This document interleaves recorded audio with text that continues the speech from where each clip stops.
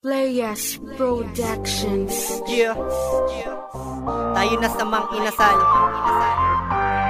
Sagradong Himig, Playas Productions.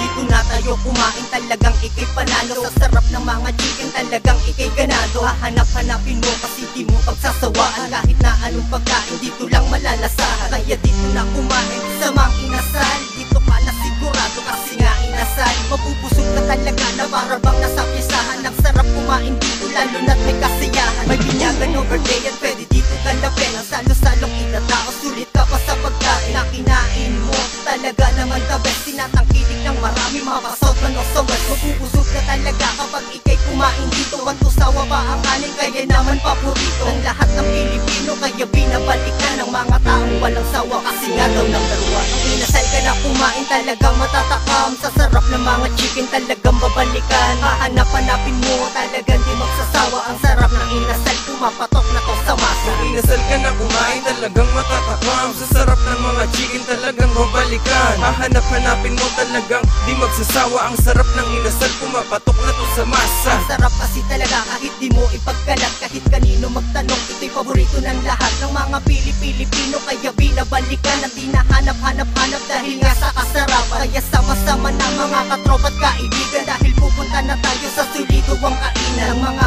Pilipino dito na sila nasanay sa estilo ng pagkain. Talagang nagkakamay pero mainit na sabaw at masarap na halo-halo. Pansit bihon na may puto, tayo na magsalo-salo. May iniho na bangos, tinuguan at leche plan. Sa inasal na makikita, dito lang malalasahan ang lahat ng hinahanap na pagkain ng Pinoy. Mapasisig na bangos, mapasisig man na baboy. Masarap to talaga, papatok sa iyong panlasa. Ang sarap ng inasal, pumapatok na to sa masa. Inasal ka na kumain, talagang matatakam. Sa sarap ng mga chicken, talagang babalikan. Hahanap-hanapin mo, talagang di magsasawa. Ang sarap ng inasal, pumapatok na to sa masa. Kung inasal ka na kumain, talagang matatakam. Sa sarap ng mga chicken, talagang babalikan. Hahanap-hanapin mo, talagang di magsasawa. Ang sarap ng inasal, pumapatok na to sa masa. Halina dito sa probansang kainan ng Pinas. Sa kasarapan ng putahe, nangunguna ng likas. Sasagutin ka ng kadate mo kapag itinrate mo. Sa Mang Inasal, abot kaya ng rate mo mismo, gets mo?